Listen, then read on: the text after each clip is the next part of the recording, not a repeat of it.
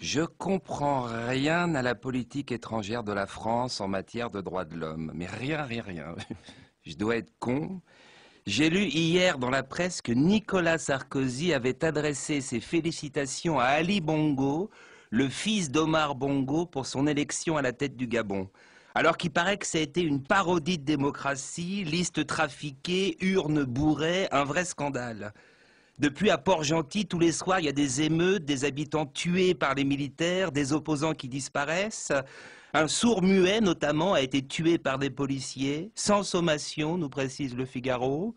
Ça n'aurait pas changé grand-chose. Bref, la terreur règne et Sarkozy envoie un télégramme de félicitations à Ali Bongo. C'est bizarre d'être aussi gentil avec quelqu'un d'aussi peu recommandable. Ou alors il faut que ce soit organisé, on crée une journée mondiale des salopards.